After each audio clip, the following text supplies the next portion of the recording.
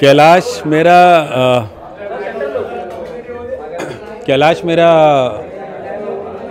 Struggle time दोनों ने साथ ही शुरू करी थी। पहली पिक्चर मेरी दिल्ली हाइट्स थी, 2006 में शूट कर रहा था। तो उसमें पहला गाना ही उसी से रिकॉर्डिंग कराई थी हमने। रब्बी शेरगिल का म्यूज़िक था और आई रिमेंबर कैलाश कमिंग और जो ए गोरी, वो होली का जो सॉन्ग है वो हमने रिकॉर्ड किया था। तो रिश्ते हमारे 2004-2005 से थे, जब से हम लोग नरेशन देते थे। स्ट्रगल साथ में किया है, तो मेरे लिए तो भाई है मेरा, और बहुत ही अच्छा लग रहा है। It's a very emotional day, it's a big day for me. सुबह से हम लोग 2-3 बारी बात कर चुके हैं और ये यहाँ तक पहुँचे हैं तो it's been a wonderful journey, और बहुत बहुत बधाई देना चाहता हूँ। और ऐसा ही भाई मेरा कामयाब रहे और आगे बढ़ता चला जाए ऐसे ही। तो यही मैं आग्रह करता हूँ और विनती करता, शुभकामनाएं देता हूँ। Thank you so much.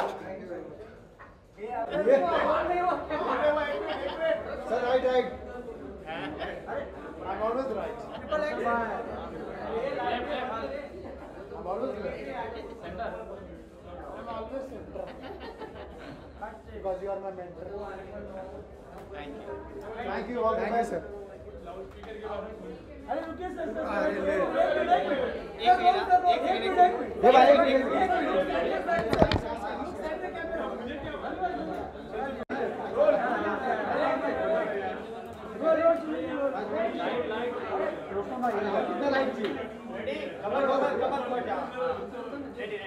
सबसे पहले तो कैलाश जी को बहुत बहुत शुभकामनाएं कि उन्हें पद्मश्री अवार्ड से नवाजा गया और अब वो सबको इंस्पायर कर रहे हैं। बहुत बहुत मुबारकबाद हो, और ऐसे ही मैं शुभकामनाएं देता हूं कि हमारी म्यूज़िक इंडस्ट्री को, हम जैसे फ़ैन को सुनने के लिए अच्छी अच्छी नई नई चीज़ें सुनने मिले। यही शुभकामनाएं।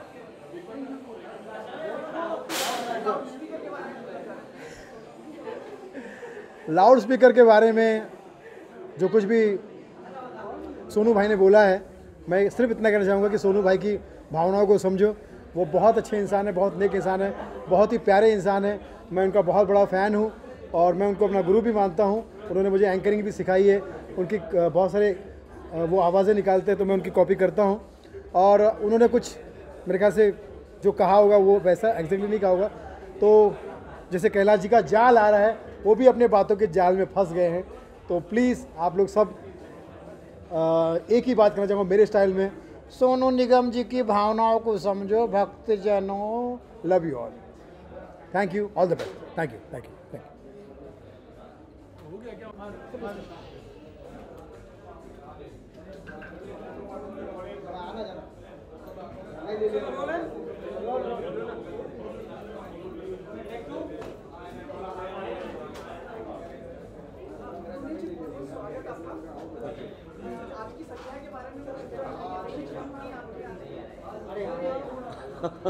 नहीं, विशेष टिप्पणी तो कुछ नहीं करना चाहता। मैं कैलाश जी को बधाई देना चाहता हूँ। इतना बड़ा सम्मान मुझे दिया गया है और मैं भाग्यशाली समझता हूँ अपने आप को कि ऐसी संध्या का भाग मुझे बनाया गया है, आमंत्रित किया गया है। हाँ जी, सॉरी, कैमरा लुक। अच्छा, हाँ जी, और बताएं। हाँ नहीं, केवल इतना ही है, विशेष टिप्पणी नहीं करना चाहता। मैं कैलाश जी को बधाई देना चाहता हूँ। इतना बड़ा सम्मान उन्हें दिया गया है और मैं भाग्यशाली समझता हूँ स्वयं को कि इस संध्या का भाग मुझे बनाया है।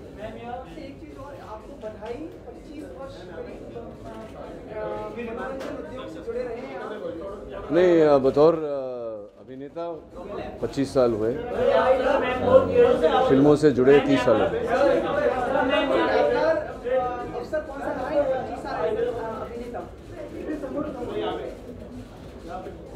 आप आइए घर पे, आराम से। Thank you.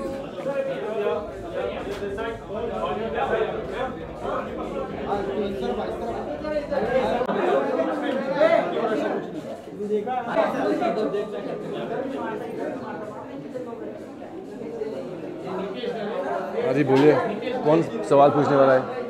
आप पूछोगे। कैलाश जी के लिए बस इतना कहना चाहूँगा कि आप हमें एंटरटेन करते रहिए, गाते रहिए, and keep making our nation proud. We all love you. You are an icon for us who have grown up on your music, and we love you. Thank you very much.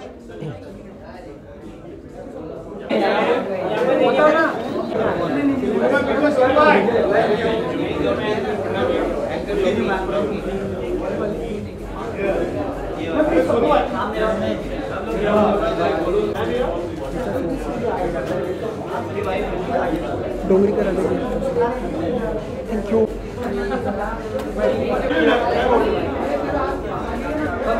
छोटे एक बार यहाँ पर thank you thank you.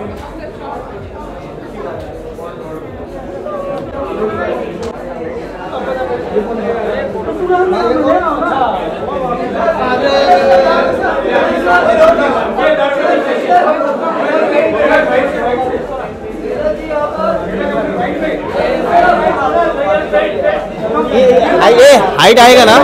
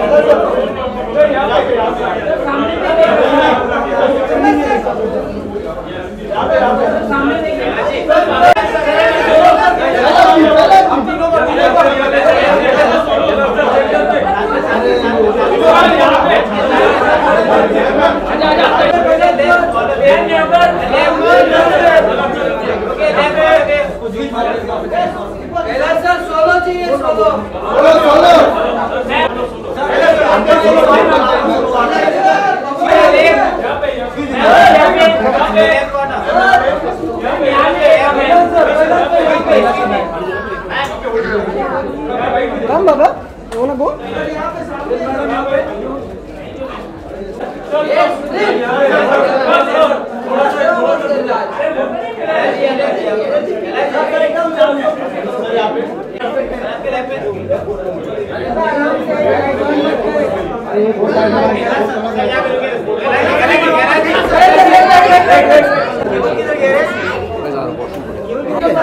रुको जरा बाहर होने दो, बाहर दो जरा sir.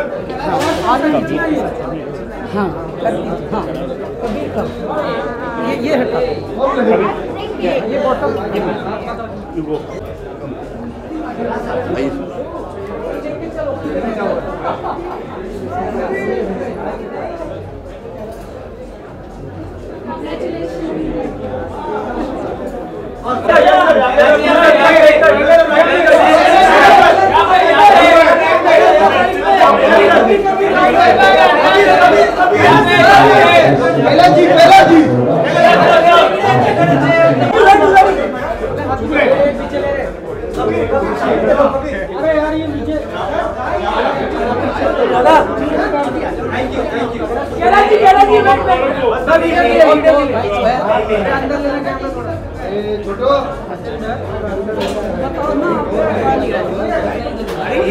Sir what a timing. आइए बताइए सर, आइए।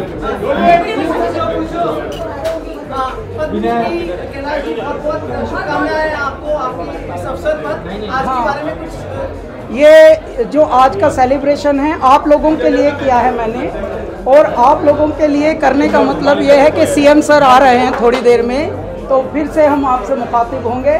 तब तक कृपया कुछ खाइए और पीजिए प्लीज।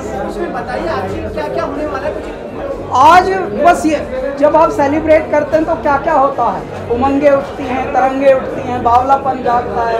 वैसा मेरी ज़िंदगी में 24 घंटे सेलिब्रेशन रहता है। तो मैं इस तरह के कन्वेंशनल सेलिब्रेशन ज़्यादातर कर नहीं पाता हूँ, पहली बार कर रहा हूँ तो खुद भी बहुत एक्साइटेड हूँ। और आप लोगों के लिए मैंने ये इवेंट रखा है, इसलिए छोड़ के भागना नहीं, कहीं पता लगा दूसरा असाइनमेंट है, तीसरा असाइनमेंट है। असाइनमेंट करते करते ज़िंदगी गुजर जाती है, लेकिन जो जो अचीव करते हैं उसका मज़ा भी लेना है। So let's live with these moments. और कुछ एक सरप्राइजेज हैं तो वो आपके लिए आई। कैलाश जी कि अब आपको पता चल ही गया होगा कि सोनाक्षी सिन्हा जो है वो जस्टिन बीबर के कॉन्सर्ट में परफॉर्म नहीं कर रही है, तो कुछ कहना चाहेंगे या आप? आइए म्यूज़िक सुनिए, मज़ा कीजिए, क्योंकि म्यूज़िक एक ऐसी चीज़ है कि इसमें आप ज़िंदगी का एक अलग जलवा लेते हैं। ये करत की विद्या है, ये झूठ मूठ की विद्या नहीं है। आइए मज़ा कीजिए। आज बहुत ही गज़ब का दिन ये इसलिए भी है कि मेरा एक ख्वाब था कि मैं कभी स्टेज के बैक स्टेज पे ना रहूं, स्टेज पे ना रहूं, कभी सामने भी बैठूं। आज वो दिन है। आज गुरदास मान साहब हमें ब्लेसिंग दे रहे हैं, गा रहे हैं थोड़ा, और हम सामने भी बैठेंगे आप लोगों के दरमियान, तो मज़ा आएगा। कैलाश जी सवाल ये कि आप जाना चाहेंगे, अभी भी आप जाने की इच्छा रखते हैं? नहीं, बीबर के आप आइए ना, मज़ा कीजिए हमारे साथ, ठीक है कॉन्सर्ट की बात कर रहा हूं। जी। आज हम नहीं गा रहे हैं, आज गुरदास मान साहब गा रहे हैं। आइए मज़ा लीजिए।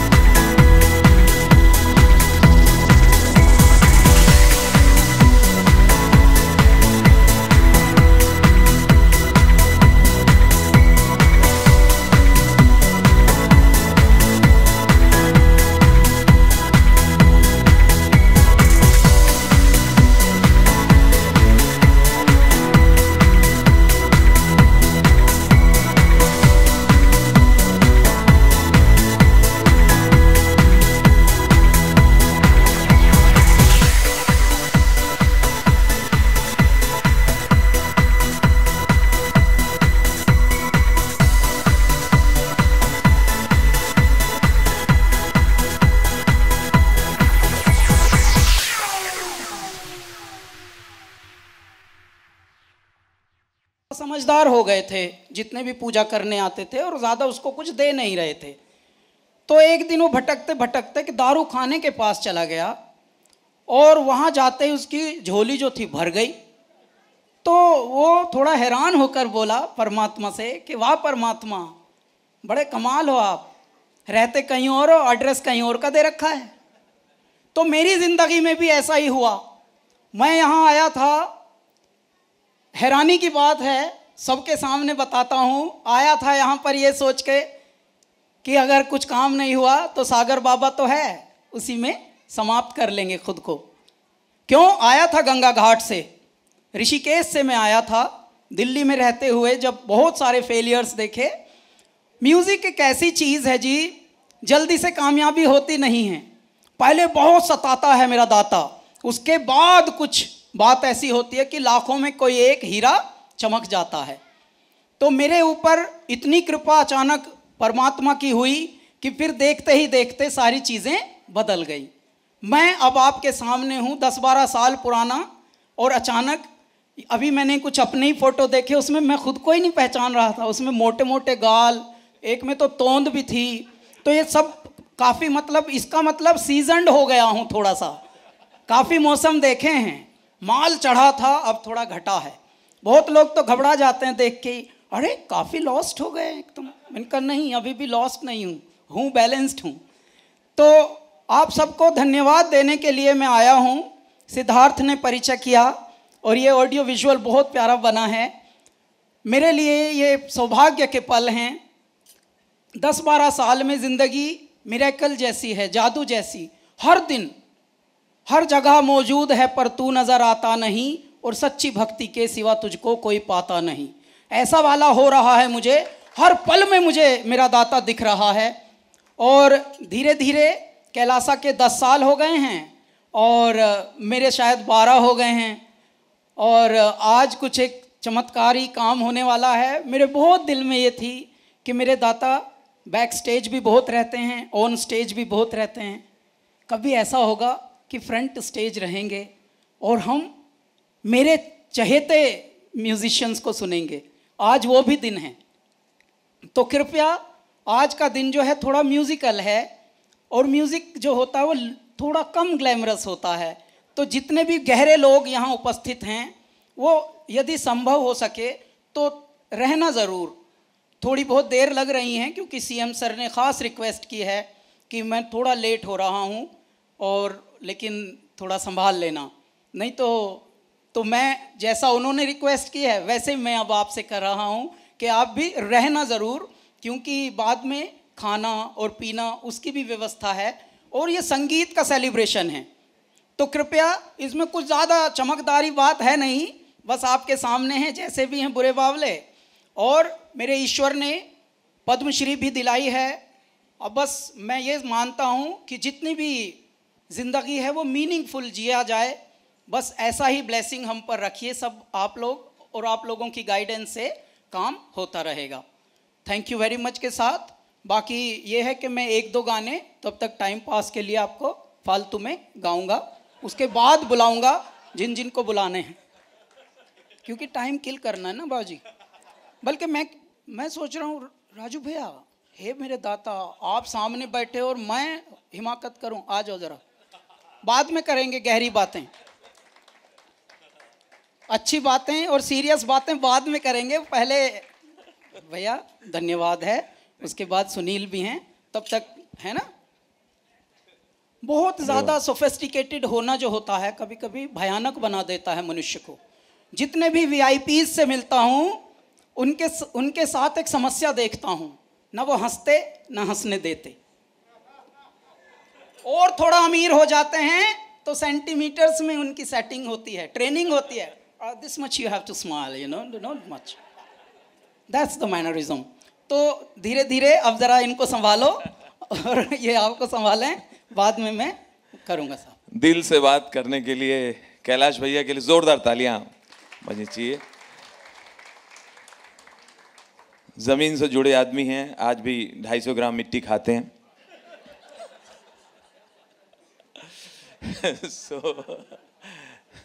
उदित जी कैसे हैं आज?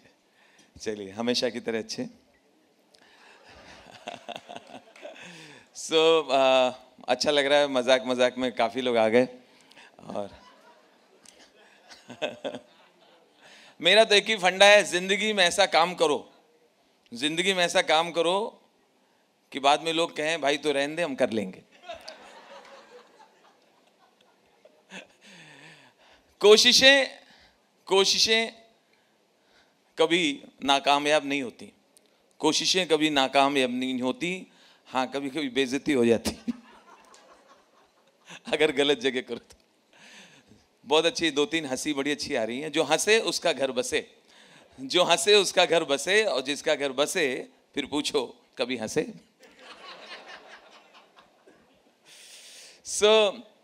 मैं भी सीधा एयरपोर्ट से चला रहा हूँ, और एयरपोर्ट में मैं क्या बताऊँ, एक एयरलाइंस ऐसी है, आप समझ गए होंगे, जिसके अंदर आपको माँ का प्यार मिलता है। उसमें बैठी है तो पूरा घर जैसा माहौल, ऐसा लगता है बुआ मौसी चाची घूम रही हैं। एयर इंडिया ये देखिए कंगारू जा रहे हैं। सो एयर इंडिया में बैठा था, खाने के मैंने हिम्मत करके कहा कि एक्सक्यूज मी, ये खाना ठंडा है। बोलते चुपचाप खाओ। मैं समझ गया मैं घर में आ गया हूँ। अच्छा, कुछ बातें तो एयर इंडिया में ज़बरदस्ती होती हैं, पता नहीं क्यों करते हैं। काउंटर पे गया बोर्डिंग लेने, वो पूछती है which seat you prefer, window and. मैंने कह दिया विंडो। विंडो तो नहीं है। तो पूछा क्यों? क्या छेड़ने के लिए पूछा? योगेश भाई आ गए, ये एक ही है हमारे यहाँ। आइए, योगेश के लिए जोरदार तालियां। ये सब जगह पता नहीं बुलाए जाते हैं या पहुंच जाते हैं, हर जगह बुलाए जाते हैं, प्यार से बुलाए जाते हैं, मुझे पता है। मैंने कह दिया आप एक ही हो। नहीं नहीं, आप अपने काम में एक ही हो। सो ये बहुत अच्छे इंसान है योगेश भाई। किसी ने इनसे पूछा आपकी तारीफ, बोले करो करो, अच्छा लगता है। लेकिन एयर इंडिया में अनाउंसमेंट किसने सिखाया है वो आदमी मिल नहीं रहा है मुझे। एयरपोर्ट पे जो अनाउंसमेंट होता है, कैसे बोलती हैं, एकदम यहाँ छाती से बोलती हैं, हंस की आवाज़ में, जबकि रियल लाइफ में कोई ऐसे नहीं बोलता। एयरपोर्ट पे आप जाइए, आवाज़ आएगी एन विमान, एन विमान, AI 11 नरेटिवा। हाँ, जो लोग मुझे सी ऑफ करने गए तो वो भी घुस गए, बोले कोई चीज़ है अंदर, मानो न मानो कुछ तो है अंदर। जरा सा लेट हो जाते थे, अमिताभ बच्चन की जगह यही आ गए। जरा सा लेट हो गए, अब भाई आने के टाइम मार झापड़ खींच के, कहाँ रह गए थे, पायलट तुमको ढूंढने गया है। वहीं प्राइवेट एयरलाइंस में जिस तरह का वेलकम होता है बोर्डिंग के समय, ऐसा लगता है बस टेक ऑफ हो चाहे ना हो। आप फ्लाइट में बोर्ड कर रहे हैं इंटरनेशनल एयरलाइंस प्राइवेट में, वो बोलेंगी कहाँ रह गए थे, हम लोग कितने परेशान हो गए थे। नो प्रॉब्लम, फॉलो मी।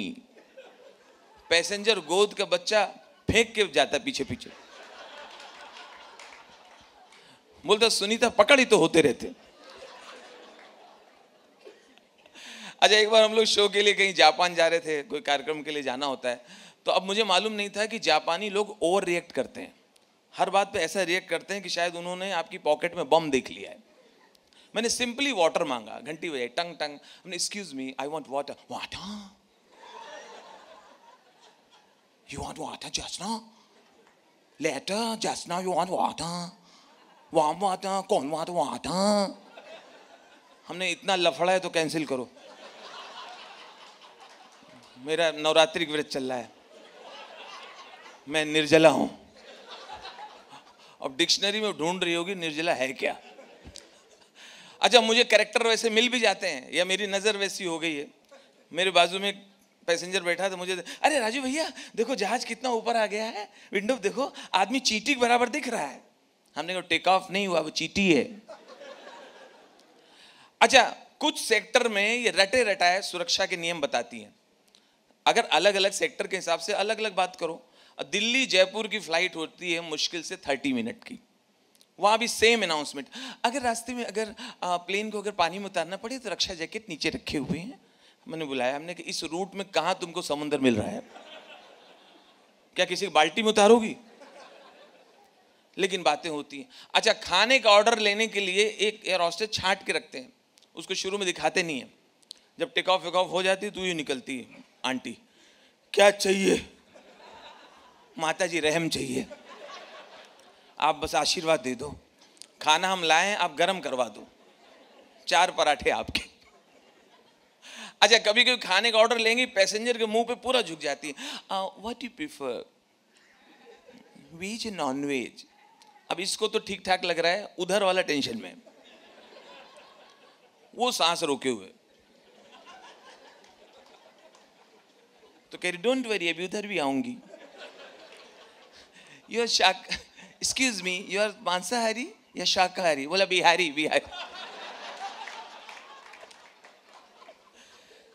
कुछ बातें जबरदस्ती की होती हैं एयरलाइंस में, लेकिन जैसी भी होती हैं अच्छी होती हैं।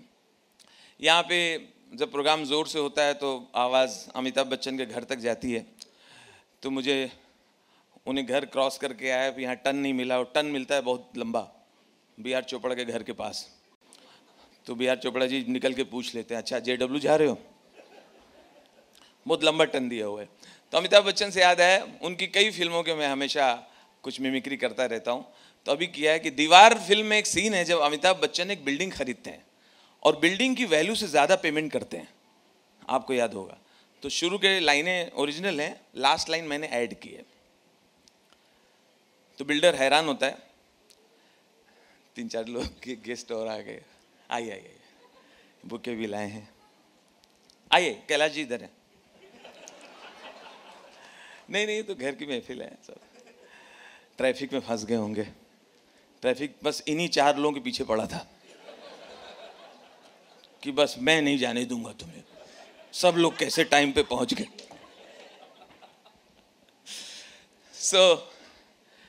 कैसे हैं आप, ठीक है? अच्छा, तुम जो सफेद साड़ी में लाल बिंदी लगाती हो, कसम से एम्बुलेंस नजर आती है। एम्बुलेंस तो घायलों को ले जाती है, मगर तुम घायल कर जाती है। ये वाला वाह भी है, ये कलर भी है। तो हाँ, मैं बता रहा था, एक अलग अलग चेहरे के लोग आ रहे हैं। हमें बता रहा था कि दीवार का डायलॉग में जब अमिताभ बच्चन, सर कैसे आपके यहाँ तो चिकन विकन खाया है। तो दीवार फिल्म में एक सीन है जब अमिताभ बिल्डिंग खरीदते हैं तो बिल्डर बहुत सरप्राइज हो जाता है कि आदमी एक्स्ट्रा पैसे क्यों दे रहा है। तो बिल्डर कहता है,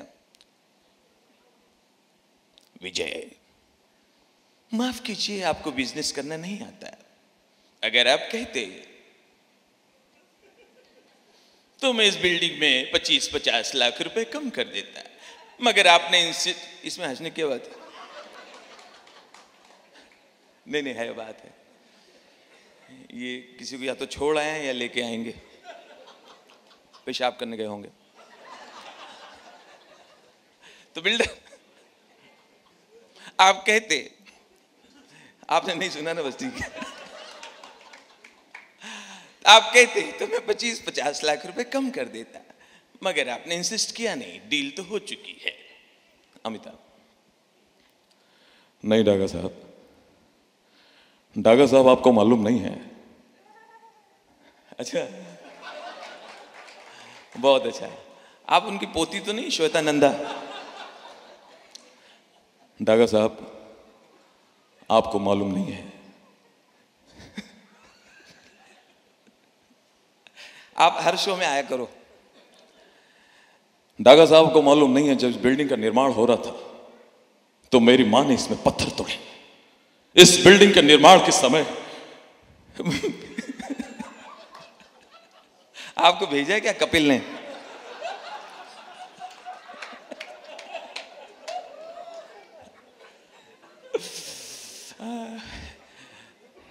नहीं, वो सीरियस जोक है, मैं खुद भूल जाऊंगा। डागा इन्होंने कहा ना टाइम किल करना है। मुझे जब किल करना होता है तो उस दिन मैं ऐसे ही प्रोग्राम देता हूं। ये कुछ मैसेज लाई हैं, उन्हीं वो फडणवीस जी की फैमिली की लग रही है, शक्ल मिल रही थी। डागा साहब आपको मालूम नहीं है, जब इस बिल्डिंग का निर्माण हो रहा था तो मेरी मां ने इसमें पत्थर तोड़े, मेरी मां ने इसमें मजदूरी की, और आज ये बिल्डिंग खरीद के मैं अपनी मां को गिफ्ट देना चाहता हूं। हर हाल में मुझे बिल्डिंग चाहिए, हर कीमत पे। अगर आप कहते तो मैं इस बिल्डिंग में 25-50 लाख रुपए आपको और दे देता, क्योंकि बिल्डिंग मुझे हर हाल में चाहिए, हर कीमत पे। ये ओरिजिनल। उसके बाद मैंने एक लाइन ऐड,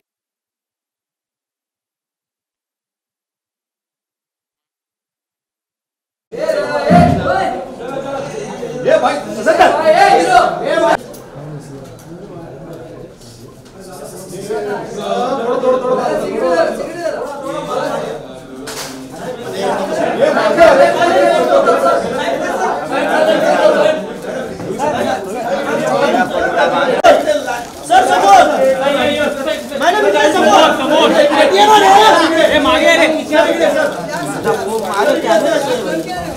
सर समोर समोर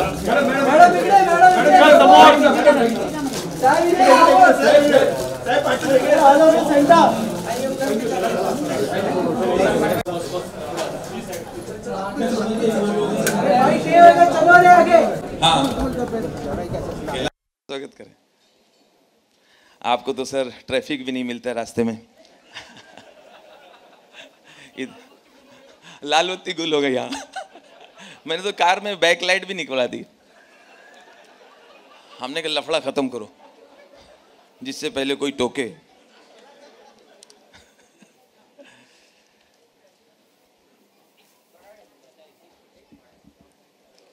अरे भाभी जी भी आई है।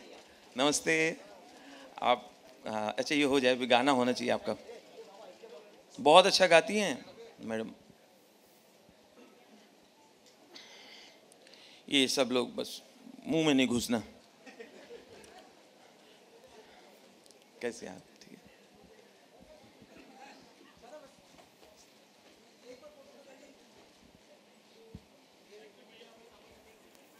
नहीं नहीं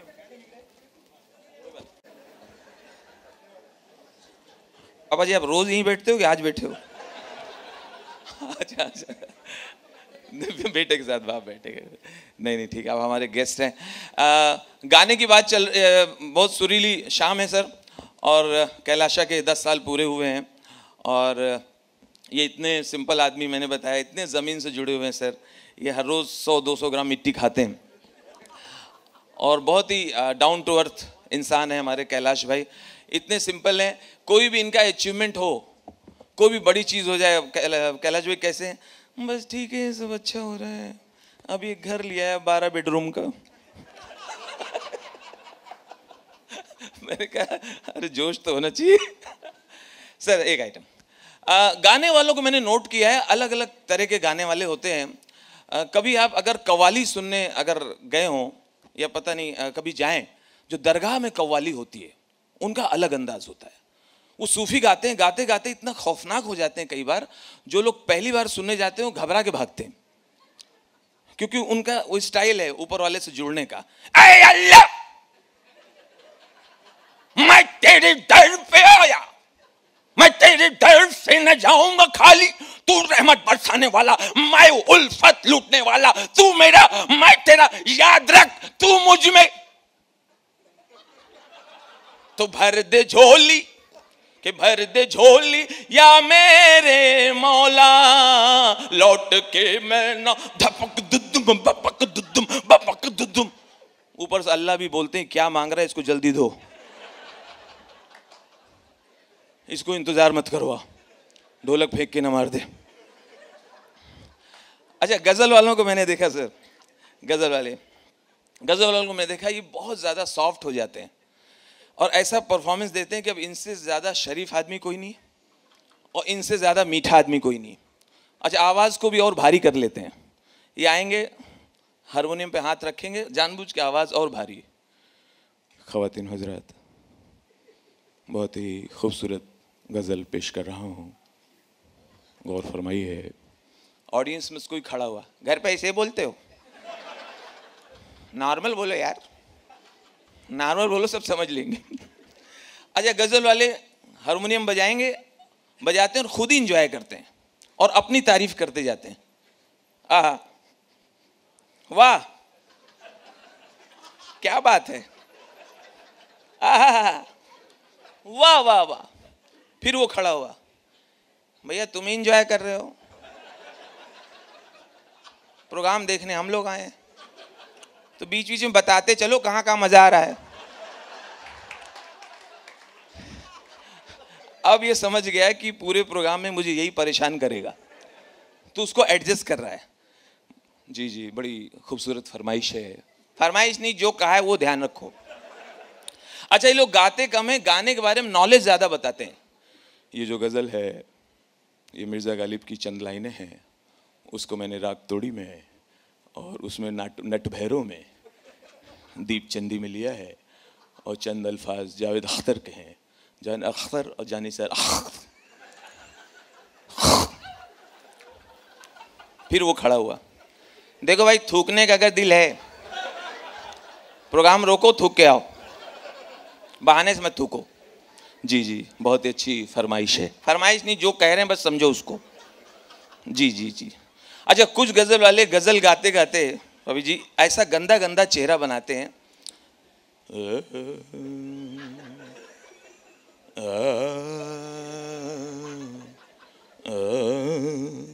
ऑडियंस में एक बच्चा रोने लगा माँ की गोद में, मम्मी अंकल को मना करो। मम्मी क्या कह रही है, डरो मत बेटा, वो ऊपर ही रहेगा, नीचे नहीं आएगा। अच्छा, कुछ गजल वाले ऑडियंस बैठी हुई है, वीआईपीज बैठे हुए हैं, 1.5 घंटे तक गाना नहीं शुरू करते हैं, 1.5 घंटे तक पता नहीं तबला मिलाते रहते। तो जिनको नई आइडिया है वो कहते हैं यार तुम घर से करके क्यों नहीं आए। तबले वाले को सुर देंगे, हाँ उठाइए, थोड़ा उठाइए, टंग ठक ठक, और ऊपर हथौड़ी, हथौड़ी है, मार उसको नहीं खुद को। अच्छा, बहुत सारे लोग सोचते हैं ये जो हो रहा है शायद यही शो है। कितने तो देख के चले जाते हैं, रास्ते में बात करते हैं, अरे वो हथौड़ी का था ना, बहुत सॉलिड करते हैं लोग, इसके ये हथौड़ी की वजह से इनका बहुत डिमांड है। क्या आगे के रो वालों को भूख लगी है? तो आप पेमेंट हो जाएगा, थोड़ा रोक दो थोड़ी देर। अब वो 3 आदमी को सुनने नहीं दे रहे हो आप। पटेल साहब ले लो, उदित जी आप ले लो, फिर मैं आगे कंटिन्यू करूं। कोई बात नहीं। हाँ जी, तो मैं बता रहा था गजल। तो गजल गाते गाते सर, और कुछ गजल गाते हैं तो गजल में अगर कोई कठिन उर्दू आता है तो उसका मीनिंग बताते हैं, तो अच्छी बात है, मीनिंग बताते हैं, बीच बीच में बताते हैं। लेकिन कभी कभी इतना लाड़ में आते हैं कि इजी लफ्जों की भी मीनिंग बताना शुरू कर देते हैं, उसमें भी लोग भड़क जाते हैं। ये दौलत भी ले लो, ये शोहरत भी ले लो, ये दौलत भी ले लो। ख्वातीन हजरात, दौलत, दौलत मीन्स, दौलत मतलब प्रॉपर्टी। वो सामने से खड़ा हो, नहीं दौलत मतलब समोसा। अबे इतना आइडिया है हम लोगों को यार, तू गजल सुना क्या, मदरसा खोल के बैठा है? जी जी, बहुत अच्छी फरमाइश है, फरमाइश नहीं बस समझ लो उसी को। ये दौलत भी ले लो, ये शोहरत भी ले लो। शोहरत, ख्वातीन हुज़रात, शोहरत। वो आदमी डंडा लेके आ गया, अगर शोहरत का मीनिंग बताया, बोला जी जी बहुत अच्छी फरमाइश। और कुछ इतने उस्ताद हैं गजल गाते गाते ऑडियंस में देखते रहते हैं कहाँ कहाँ से वाह वाह आ रही है, ढूंढते रहते हैं। ये दौलत भी ले लो, ये शोहरत भी, इधर से किसी ने कर दिया वाह वाह, हारमोनियम उसी की तरफ मोड़ दिया, अब तू ही भुगत पूरी रात। तीसरी कौम है जो, तीसरी जो कौम है, ये होते हैं पॉप सिंगर। ये खुद कम गाते हैं, ऑडियंस से ज्यादा गवा देते हैं। 2 लाइन गाएंगे, ऑडियंस में कूद के। सबको फिर से नमस्ते करता हूँ। और मैं अपने कैलासा बैंड के नरेश यहाँ पर हैं, परेश, उनका आज बर्थडे है और वो गए हुए हैं फैमिली के साथ बाहर बॉम्बे से, तो उनको हम इस जगह पे अभी मिस कर रहे हैं। तो नरेश, आपसे मेरी गुजारिश रहेगी आप भी आ जाइएगा। और आज का जो पूरा आयोजन है इसमें हमारा साथ दिया है जल, और जल एक नया पानी का एक ऐसा ब्रांड आया है। दुनिया में पानी की बहुत पृथ्वी पर कमी है और हमारी संवेदनशीलताओं में भी अब कमी हो रही है। धीरे धीरे कुछ ब्रांड्स ऐसे हैं जो सचमुच में वाणिज्य के साथ, व्यापार के साथ कुछ जिम्मेदारियों का निर्वहन भी करने के लिए उतरे हैं। ऐसा है ब्रांड जल, और उसके जो अधिष्ठाता हैं वो हैं हमारे बाबूजी PS छटवाल जी, जिनका मेरा एसोसिएशन कुछ साल पहले हुआ। मैं चाहता हूं आप सब PS छटवाल जी के लिए एक प्यार से सम्मानार्थ, आओ बाबूजी आप आ जाइए 1 मिनट के लिए, और उसके बाद में साहब को बुला के हम पहले थोड़ा दिया जलवा लेंगे। आ जाइए बाबूजी। ज़्यादातर दुनिया में ऐसा होता है जी, यथा राजा तथा प्रजा, यथा नाम तथा काम। मेरे जीवन में भी ऐसा बहुत हुआ है कि जिस तरह की एनर्जी हमको परमात्मा ने दी है उस तरह के लोगों की जीवनियाँ हमसे बहुत जुड़ी हैं। तो छटवाल साहब का भी जीवन एक बहुत ही हम्बल बिगनिंग से शुरू हुआ और आज एक बहुत ही बड़ी एम्पायर के स्वामी हैं। और जगजीत पापा जी हमारे टोरेक्स का ऐड करते थे, अब वो परमात्मा में विलीन हो गए हैं। उसके बाद वो जिम्मेदारी ईश्वर ने हमको दी और इन्होंने हमको चुना।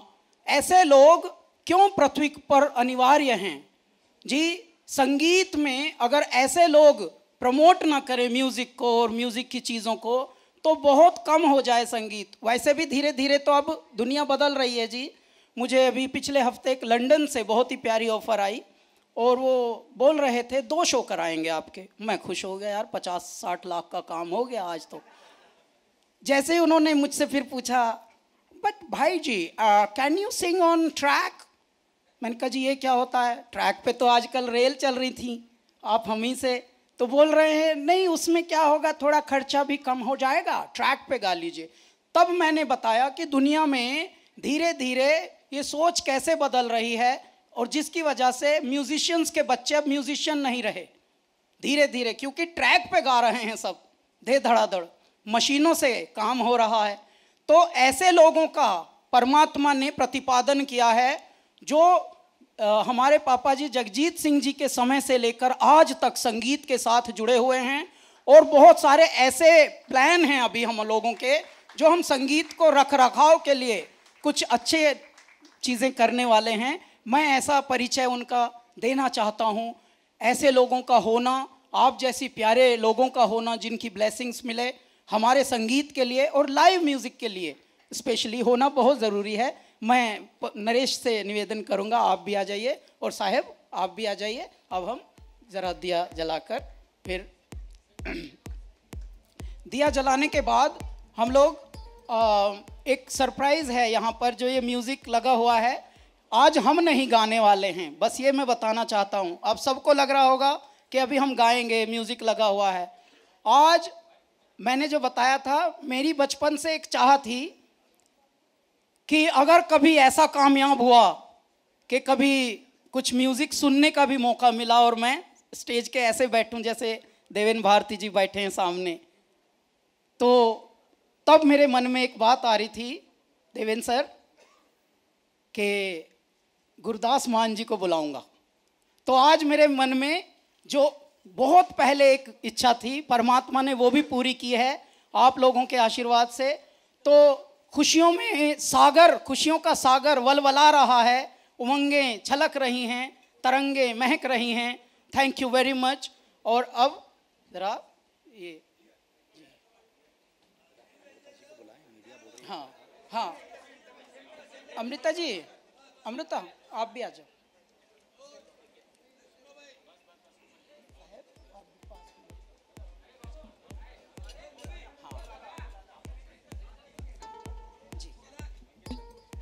Ladies and gentlemen, lamp lighting ceremony celebrating a decade of Kailasa. Chief Minister ji, great to have you with us. बड़ी खुशी हुई Amrita ma'am. And ladies and gentlemen, Naresh and Paresh Kamath, both iconic in what they do, and P.S. Chatwal, the man who supported Kailash ji with his brand Torex and Jal as well.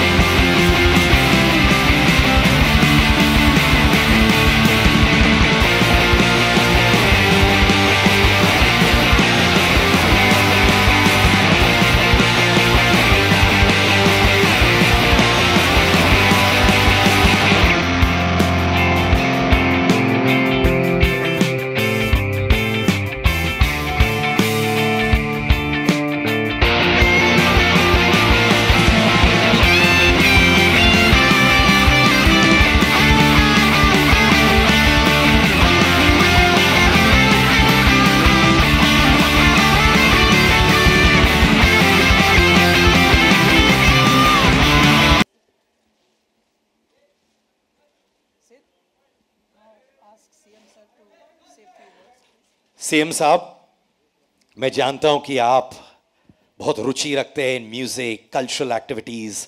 You are here for Kailash ji. You must have heard his music. Please tell us what you feel about our friend here. वैसे तो ये मंच अभी इतना भारी हो गया है, मेरे वजन से नहीं.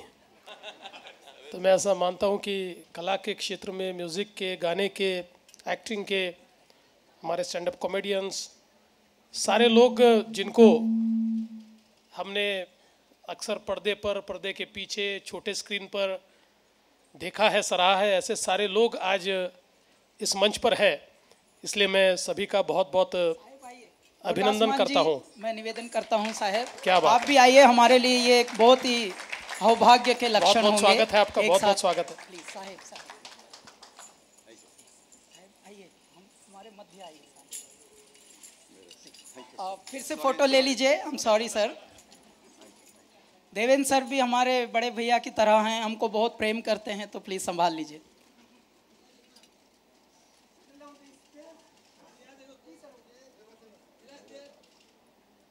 मैं दिखता बड़ा हूँ, उनसे छोटा.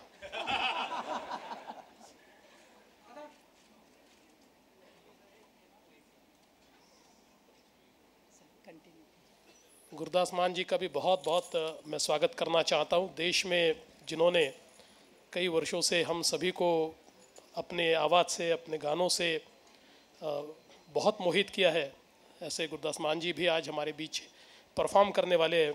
उनका भी बहुत बहुत स्वागत है. आज हम सभी को ये मौका मिला है कि हमारे चहेते कैलाश खेर जी, या जिनको हम कैलासा के नाम से जानते हैं, हम उनको भारत के राष्ट्रपति जी ने पद्म पुरस्कार से नवाजा है. और मैं ऐसा मानता हूं कि अपने आप में देश का सर्वोच्च पुरस्कार मिलना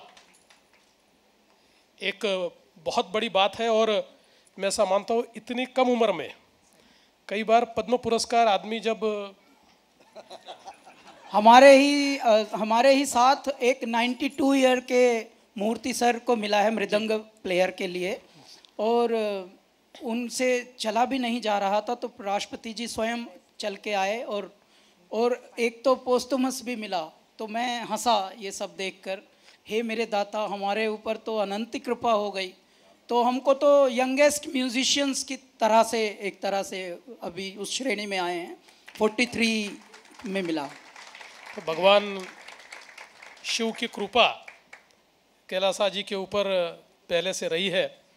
और जहाँ तक मैं तो इनका बहुत बड़ा फ़ैन रहा हूँ, और कई वर्षों से, शायद इनको याद भी नहीं, बहुत पहले नागपुर में एक बार आए थे ये, कई साल पहले, और तब से लेकर तो आज तक. और जब से आपने तेरी दीवानी गाया तो हम आपके दीवाने हो गए. और मुझे ऐसा लगता है कि ये जो तेरी दीवानी जो गाना है, वैसे गाने सुनने का मुझे बहुत शौक़ है, लेकिन जितनी बार मैंने कैलाश जी ये गाना सुना होगा, शायद अपनी लाइफ में दूसरा कोई गाना मैंने नहीं सुना. और इसलिए मैं तो आज यहाँ पर जो आया हूँ कैलाश जी का अभिनंदन करने के लिए, वो मुख्यमंत्री करके नहीं आया. मुख्यमंत्री करके तो मैं कई जगह जाता हूँ, लेकिन एक मुरीद के रूप में, एक फ़ैन के रूप में मैं आज यहाँ पर आया हूँ. और मैं ऐसा मानता हूँ कि भारत के संगीत को जिन्होंने एक नया मोड़ दिया, भारत के संगीत में अपनी आवाज़ से, अपने फ़न से जिन्होंने एक ऐसी जगह बनाई कि शायद ही कोई कभी उस जगह को ले पाएगा.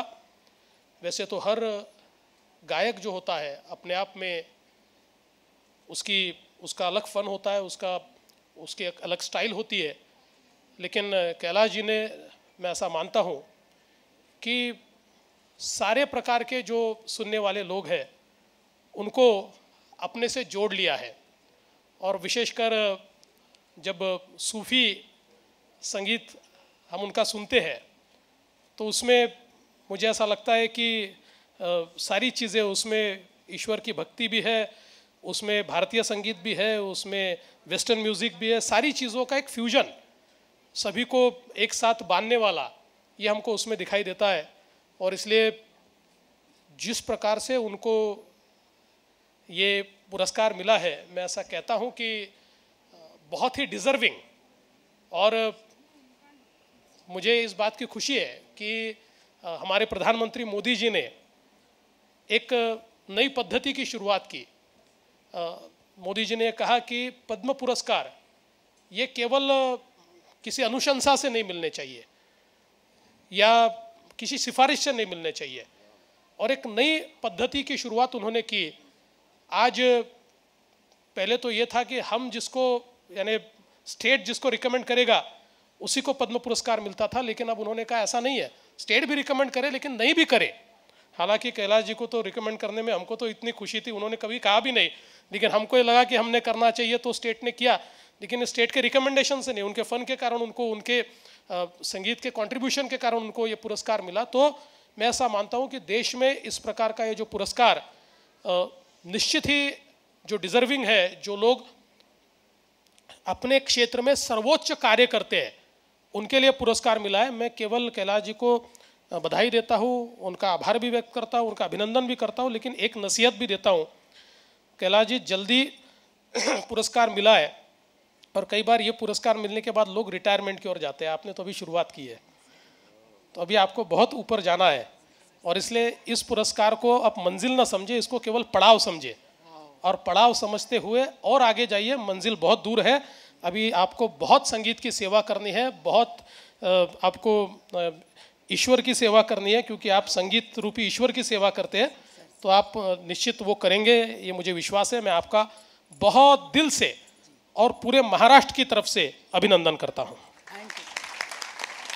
थैंक यू सीएम साहब। कुछ और मित्र हमारे आए हुए हैं। Prasoon sir, can I have you on stage please? Anup Jalota ji, Ashmit, I'd love you to be on stage as well, please. Ladies and gentlemen, give it for Prasoon sir, Mr. Anup Jalota, and of course, Ashmit Patel. Welcome on board. Thank you. CM साहब ने कहा तेरी दीवानी गाना वो सुनना चाहते हैं, हमेशा सुनते रहते हैं। 2 लाइन हो जाए कैलाश भाई तो we'll be very very happy. मैं 2 लाइन गा देता हूँ। अब साहब को प्रारंभ कराइए। Of course, गुरदास जी आप तैयार हो जाइए और फिर हम आपको देखेंगे live in action. Gurdas ji, सब लोग तड़प रहे हैं आपको सुनने के लिए। Thank you to all our dignitaries for making this occasion so momentous. Give it up for all the stalwarts on stage, ladies and gentlemen. Come on, thank you.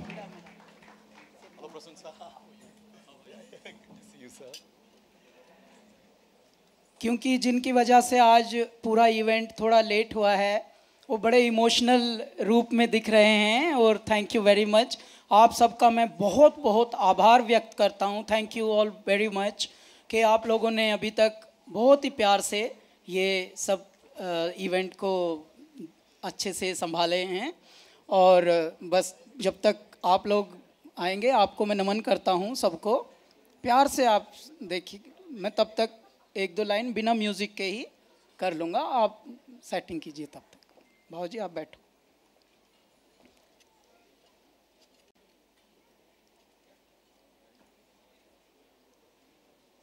शुरू में हमसे ये पूछा जाता था, जब 1-2 रैकेट कंपनीज़ के पास गए, what kind of singing do you do you sing film music? तो मैं मना कर देता था। Do you sing ghazals? मैं मना कर देता था। Do you sing qawwali? मैं मना कर देता था। Then what kind of singing do you do?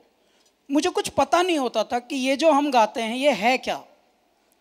जब गलती से फिर हिट हो गया 1-2 गाने, तो बाद में आप लोगों ने ही बताया कि ये सूफ़ी है। मैं बाद में, ये सूफ़ी है जो हम गाते हैं, ये है सूफ़ी? तो मैं आज तक इस बात के भ्रम में हूँ कि ओह अच्छा ये है सूफ़ी। अभी भी हमको ये नहीं पता असली में सूफ़ी है क्या, लेकिन क्योंकि आपसे सुना है, खुद एहसास नहीं मुझको अपनी हालत का, लोगों से सुना है कि परेशान सा हूँ, तो वो वाला है हमारी जो लाइन है वो ऐसी है कि क्योंकि मैं सीखा हुआ म्यूजिशियंस नहीं हूँ, I am not an train musician, तो उसकी वजह से क्या हुआ कि तेरी दीवानी गाना शेट्टी सर कैसे बना है। टेक्निकली एक बात बताता हूँ, गाना ऐसे बनता है कि शुरू से एक उसका आरोह से चलता है, आरोही और फिर अवरोही। हमने अवरोही से प्रारंभ किया, नीचे से ऊपर की ओर चलते हैं सब, और यही धुप्पल हिट हो गई, यही तुक्का हिट हो गया। ये होता है तकदीरी काम। तो ये जो तेरी दीवानी है ये इसलिए थोड़ा सा यूनिक गाना बन गया क्योंकि इसमें ज़्यादातर ट्रेनिंग ने अनलिमिटेड कर दिया हमको। बिना ट्रेनिंग ने, ट्रेनिंग होती तो ट्रिम हो जाते, इसलिए ट्रेनिंग के साथ ज़्यादातर क्या होता है, डरने लगता है। मैं डर जाता अगर ट्रेनिंग लिए होता, मेरे पास ट्रेनिंग नहीं थी। पहला मुझे ब्रेक ही तब मिला, सबसे पहले जिंगल गाने गया था नक्षत्र डायमंड का, गया माइक के सामने भेज दिया, आप साहब लगाइए, मैं उसी का टाइम का कर रहा हूँ ताकि आप जैसे आप इशारा करेंगे मैं नमस्ते हो जाऊँगा। तो मुझे माइक के सामने भेजा गया देवेंद्र सर, और हुआ क्या, या प्लीज सिंग। तो मैं सोच रहा हूँ कुछ ट्रेनिंग नहीं दी, कुछ बताया नहीं, ऐसा गाना है वैसा गाना है। फिल्म चल रही है, ऐश्वर्या रॉय उसमें है, नक्षत्र डायमंड का फिल्म है, और अचानक बस बोला कि या प्लीज सिंग समथिंग। और यहाँ पे सारे जितने अंग्रेजी बोलने वाले लोग होते हैं वो बड़े सीरियस से होते हैं पहले, जब थोड़ा सा आपके अंदर हुनर समझ लेते हैं then they smile and then they try to become little cosy, otherwise वो और डरावना माहौल होता है। तो शुरू में ऐसा हुआ, या सिंग समथिंग, तो मैं घबराया, मुझे बताया भी नहीं मैं क्या, तो मुझे लगा काम हुआ नहीं, कुछ लस्सी काम किया मैंने। तो एनीवे फेलियर्स तो होते ही आए हैं अभी तक, ये भी एक और है। तो मैं ऐसा सोच के बाहर आया मुंह लटका के, लेकिन बेशर्मी का तब तक आदत बन गई थी तो मुंह लटकाए हुए भी एक कॉन्फिडेंस होता है, बेशर्मी का भी एक कॉन्फिडेंस होता है। तो साहब जब आए तब अचानक बोला, wow man, dude where are you from, come on man, give me a hug. ये सब बातें जब हुई तब समझ आया कि मेरे पेड़ ने जड़ पकड़ ली, मेरे दाता ने कुछ जादू कर दिया है। ऐसे हमारी प्रारंभ हुआ था और वहाँ से ये गाना फिर बना। सर अब मैं उतर रहा हूँ, आप ट्यून करने लगे हैं, नमस्कार, फिर बाद में फोटो हम कराएंगे, नमस्कार जी। कैलाश जी एक छोटा चीज हम लोग करते हैं, आई नो आप बहुत हम्बल हैं। Ladies and gentleman, the journey of Kailash Kher for a decade has been incredible with Kailasa. He is today Padma Shri Kailash Kher. Can we have a standing ovation for Padma Shri Kailash Kher?